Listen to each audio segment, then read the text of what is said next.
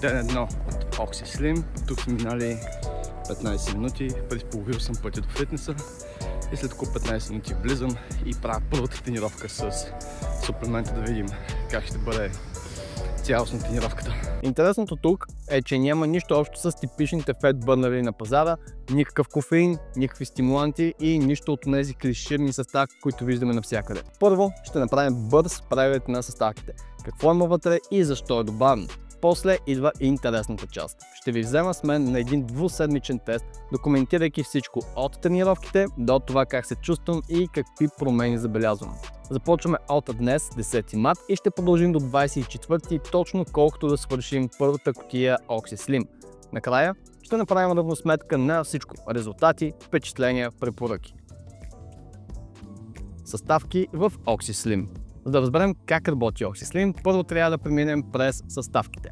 За разлика от повечето фетбърнери на пазара, тук виждаме една изключително интересна формула, която не разчита на кофеин и други стимуланти. Първата съставка, Boerharia diffusa, е растение познато още като Punarnava и има забележителни свойства върху метаболизма на мазнините. Научните изследвания показват, че Boerharia diffusa действа чрез блокиране на определени рецептори в организма, което води до по-ефективно изгаряне на мазнини, особено при хора, които следват хранителен режим с повишено съдържание на мазнини. Освен това, растението притежава мощни противовъзпалителни и антиоксидантни свойства, което помага на тялото да се справи по-добре с оксидативния стрес по време на процеса на отслабване. Втората съставка е Forsling, патентован екстракт от Coleus forscoli, и това не е обикновен екстракт, а специално разработена формула, която е спечелила редица награди за иновации. При клинични изследвания е установено, че оптималната доза е 250 мг два пъти дневно, което е точно колкото съдържа и OxySlim в препоръчителната доза от 2 капсули. Следващата съставка са райските зърна, които съдържат активното вещество 6-парадол. Това е може би най-интересната част от формулата, тъй като райските зърна имат уникалната способност да активират кафявата масна тъкан в организма. За разлика от бялата масна тъкан, която складира енергия, кафявата масна тъкан изгаря калории за производството на топлина. Изследванията показват, че дори малки дози от 10 мг дневно могат да имат значителен ефект върху термогеназата и изгарянето на калории. Шафранът е четвъртата ключова съставка в продукта. Той действа по съвсем различен начин с останалите съставки, фокусирайки се върху емоционалните аспекти на храненето. Това помага за намаляването на емоционалното хранене и по-добър контрол над апетита. Препоръчителната доза е 30 мг дневно, разделена на 2 приема. В OxySlim в 2 капсули имаме почти двойно количество от 50 мг. Последната съставка е хромпиколинат, минерал, който играе важна роля в метаболизма на въглехидратите. Той подобрява чувствителността към инсулин и помага за по-ефективното усвояване на глюкозата от клетките. Това води до по-добър контрол на кръвната захар и намалява желанието за сладки храни.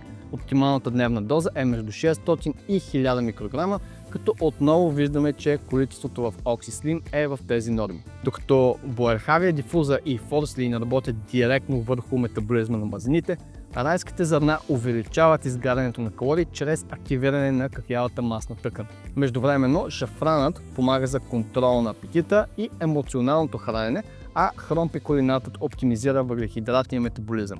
Тази многопосочна атака, комбинирана с липсата на стимуланти, прави продукта подходящ за по-дългосрочна употреба в сравнение с повечето наблъскани с стимуланти фетбърнери. Важно е да отбележа, че въпреки безопасния профил на съставките, винаги има определени фактори, които трябва да се вземат в предвид. Например, хората с ниско кръвно налягане или тези, които приемат медикаменти за разреждане на кръвта, трябва да се консултират с лекар преди употреба, особено заради Forsling. И така завършваме първата основна част на ревюто на OxySlim. Сега минаваме 2 седмици практично упражнение, където ви показвам съответно как тренирам, какво се храни, като цяло какъв ми е бил живота следващите 2 седмици, и се връщам и ви давам обективно мнение за продукта. И бам! Ето ме 2 седмици след записването на първата част, като днешната дата е 24 марта 2025. За да бъде ревюто максимално обективно, не съм правил почти никакви промени в начина си на живот. Относно тренировките, броят, продължителността и интензитета си останаха същите, като тренировките са в Athletic Market Pre. Относно суплементи, освен протеин и витамини, оставих единствено креатин и бета-аланин, за да може силата и издържливостта да си останат същите и да няма променливи. Относно хранителния режим, също не съм правил особени промени, същия брой хранения и количества, но с около 15% по-малко въглехидрати. Преди да продължим обаче, е изключително важно да подчертая, че въпреки че се стремях към максимален обективизъм, резултатите са силно субективни. Те зависят от редица фактори, като начин на трениране, ген, физиологични предразположения, стрес и така нататък. Опитах се да държа целият тест максимално обективно, без преди и след забули, като изпъчване на корема за преди и стягане за след, без тъжно, щастливо лице, космат, избръснат и така нататък. Това, което виждате, е максимално суров материал. И все пак приемете това видео като мой личен експеримент, в който тествам продукта за 2 седмици и споделям с вас моите наблюдения, а не като нещо, което може да очаквате като резултати, ако също взимате продукта за същия интервал от време. Може да постигнете далеч по-добри резултати от мен, ако следвате стриктен хранителен и тренировъчен режим и съответно доста по-малко резултати, ако най-малкото не направите промени в начина си на хранене. И така, без да губим повече време, нека да започваме.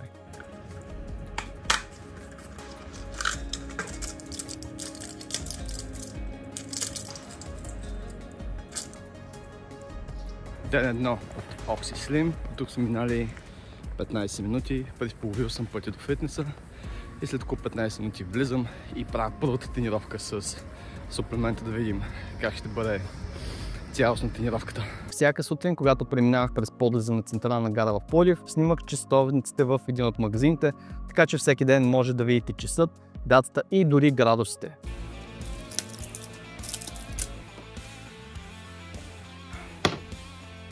Ден втори, днес ще правим гръб и отново леко корем. И същия резултат като вчера, горе-долу 15 минути вървене.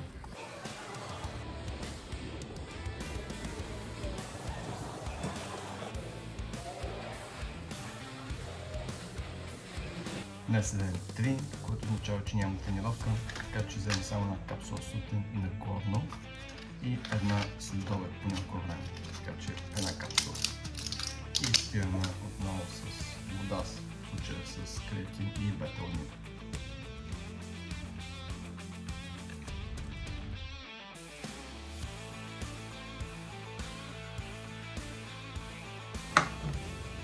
Ден номер 4. Днес ще направим крака с рамо.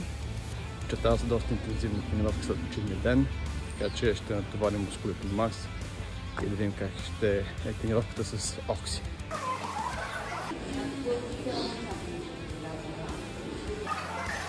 И ден 5.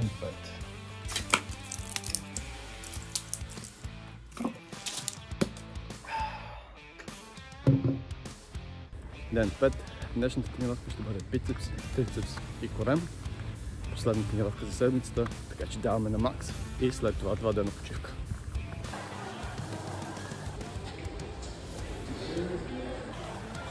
Ден 6 и започваме новия блистер. Първата капсула. Една. Втората ще е по-късно през деня. Впечатленията ми от Окси като самостоятелна добавка през първата седмица като цяло бяха положителни. Не мога да кажа, че имах повече енергия, че се потях повече или като цяло по някакъв начин значително увеличи начина ми на трениране и издържливост в фитнеса, но имайки предвид, че взимам предтренировъчни продукти, тази цяла седмица изкарах без никакви, бих казал, че представянето е доста добро. Основната разлика, която забелязах, е, че количеството вода някакси не ми достигаше. Обикновено пия около половин литър, този път си изпивах целия шейкър, който е около 750 мл. Така че имайте го в предвид да си носите бутилка вода по време на тренировка. Относно потискането на апетита, бих казал, че при мен беше точно обратния ефект. Бях гладен през по-голяма част от деня, което пък някак си ми даваше индикация, че може би нещо се случва и през останалата част от деня, не само по време на тренировката. Втората седмица обаче реших да направя нещата малко по-интересни, като комбинирам OxySlim с различни продукти. Един от тези продукти беше другият продукт, който ми беше изпратен тук, а именно Appetite Off за потискане на апетита, защото, както казах, през по-голямата част от деня наистина бях гладен и ми трябваше нещо, което да ми помогне да се боря с този глад. Вторият тип продукт, който вкарах, беше претренировъчен заедно с Окси, като изпробвах различни видове претренировъчни, никой от който не надвишаваше 150-200 мг кофеин. Днес е ден 8, което означава, че започваме седмицата наново, т.е. понеделника, и правим гърди с корем. Тази седмица нещата ще бъдат малко по-различни, понеже ще вкараме и други суплементи и ще ги стакнем с Oxy, за да видим как реално взаимодейства с други съставки.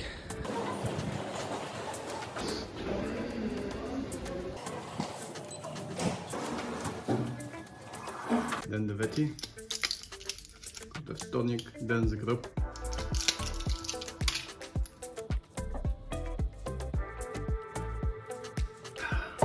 И да бягаме. Ден 9, ден за гръб и корем. Втора седмица на Oxy и нещата започват да изглеждат малко по-добре вече.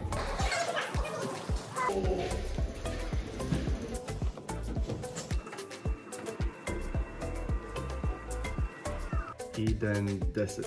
Сега пием едната капсула, другата малко по-късно след обед. Ден 11 и започваме последния блистър. 2 хапчета.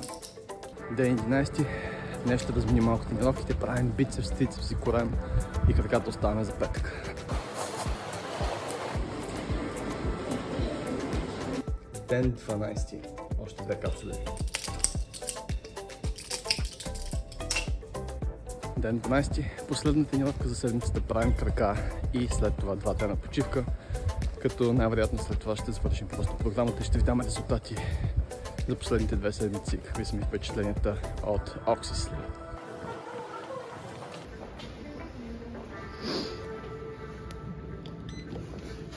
Ден 13, последен тренировъчен ден за втората седмица. Днес ще правя ръце, пия 2 хапчета, утре почивам и съответно и понеделник ще почивам, понеже изместих понеделничната тренировка за днес. Така че пием и отивам към фитнеса. До момента всичките тренировки бяха в 7:15 и 20 сутринта и след като говорих с едно от момчетата от Different Farm, ми казах, че може би няма да е лоша идея да пробвам да видя как работи Oxy след обед, най-вече относно потене, пък и горе-долу като цяло да видя какъв е ефекта в следобедните тренировки. Така че днешната тренировка е някъде, ще бъде около 4 часа и ще видим как е от към потене и от към издържливост след обед спрямо сутрешните тренировки, които са били до момента. Днес правим бицепс, трицепс и корем.